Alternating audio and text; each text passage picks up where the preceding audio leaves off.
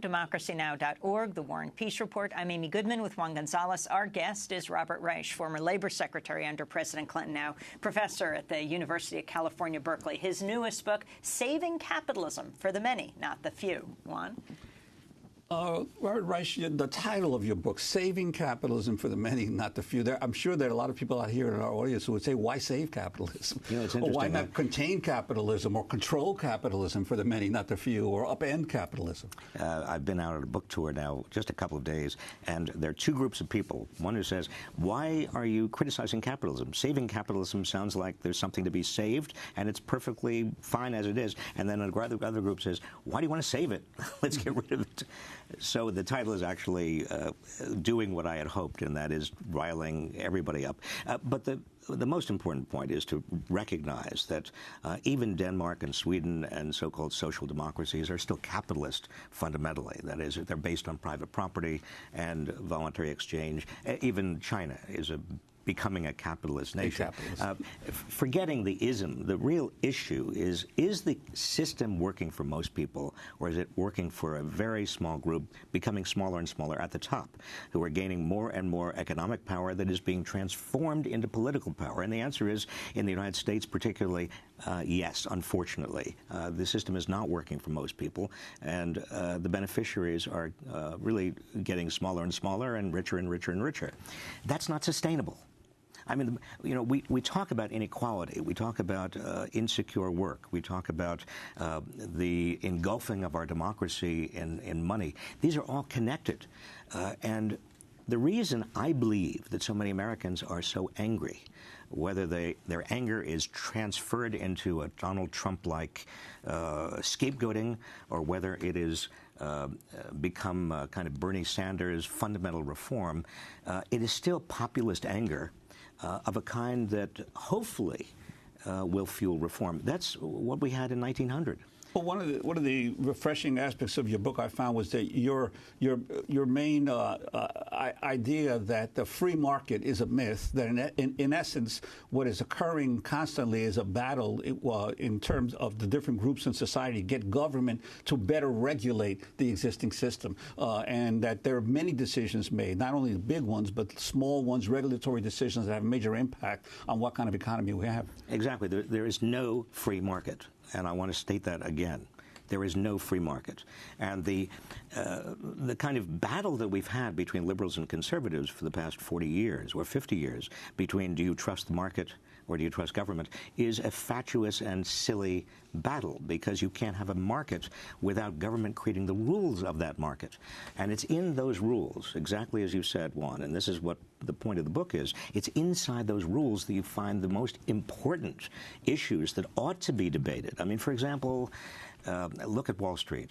One of the reasons that you have so many people on Wall Street making so much money off of everybody else is that we have in this country the weakest laws against insider trading of any advanced country. We also have high pharmaceutical prices. Why? Partly because we're the only country that allows pharmaceutical companies to pay off generic companies of generic pharmaceuticals to delay the introduction of generic pharmaceuticals. Go on down the line. I mean, there are hundreds and hundreds and hundreds of examples of ways in which the deck has been stacked, the dice have been loaded, the game has been rigged in favor of very wealthy, very powerful people and companies and banks. Let's go for a minute. You talked about the different groups critiquing your title. Let's go outside the system to Pope Francis. Earlier this year, he spoke at the World Meeting of Popular Movements in Santa Cruz in Bolivia, where he focused on the damage done to the earth by capitalism. El tiempo, hermanos y hermanas. Time, my brothers and sisters, seems to be running out. We are not yet tearing one another apart, but we are tearing apart our common home. Today, the scientific community realizes what the poor have long told us. Harm, perhaps irreversible harm, is being done to the ecosystem. The earth, entire peoples, and individual persons are being brutally punished. And behind all this pain, death, and destruction, there's the stench of what Basil of Caesarea called the dung of the devil, an unfettered pursuit of money rules. The service of the common good is left behind. Once capital becomes an idol and guides people's decisions, once greed for money presides over the entire socio-economic system, it ruins society. It condemns and enslaves men and women. It destroys human fraternity. It sets people against one another, and as we clearly see, it even puts at risk our common home. So basically, you have Pope Francis talking about capitalism as the dung of the devil. Robert Reich. There is and should be a moral core to any economy, and whether it's called capitalism or any other system, if it doesn't have that moral core in which we agree on basics, kind of minimum standards of decency, we agree that we're all in it together.